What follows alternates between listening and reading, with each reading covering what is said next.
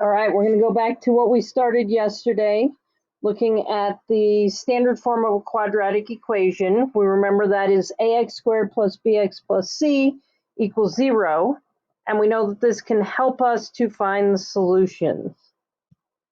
All right, so why do we factor? That is exactly why, to find the solutions, which are also the x-intercepts when we want to graph.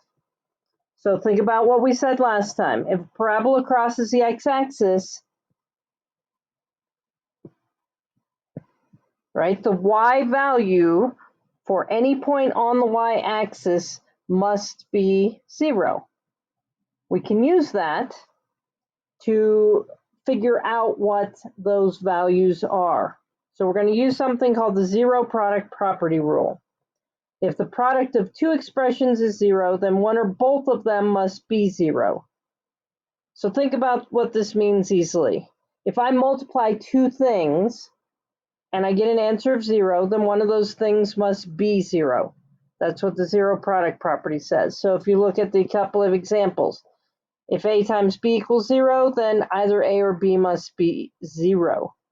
If I have a purple square times an orange rectangle and it equals 0, then one of those two things must be 0.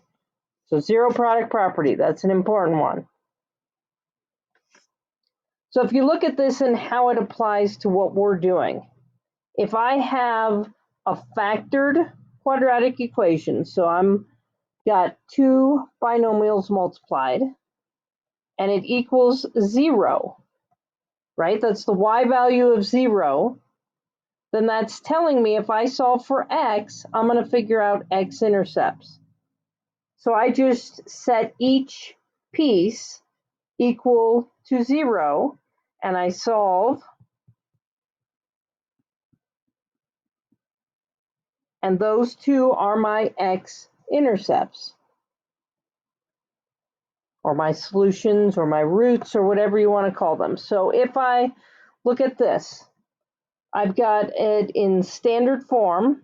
I'm going to factor it to be x minus 7, x plus 6. I've set it equal to 0, so I know I'm finding x-intercepts if I solve this. So if x minus 7 times x plus 6 is equal to 0, then either x minus 7 has to equal 0, or x plus 6 has to equal 0. If I solve, I get the two x values that are the solutions to this equation. It also is going to tell me where I'm crossing the x-axis.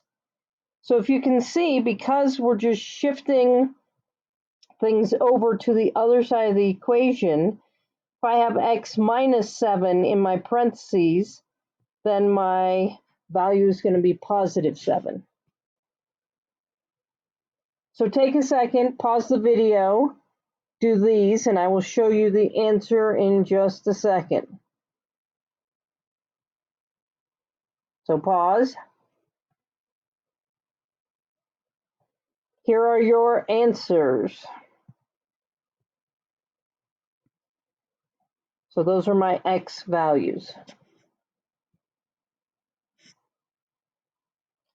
So remember, if we can factor a quadratic, solve for x, what is it that we are finding?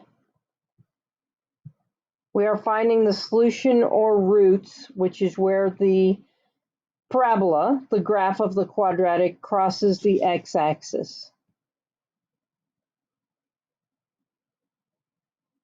Okay, so we are finding those 2 points. All right, what I would like you to do now is do the yellow sheet to explore graphing from factored form. So we're going to take what we just learned and turn it into how do we graph it. So come back to the second video after you have done the yellow sheet.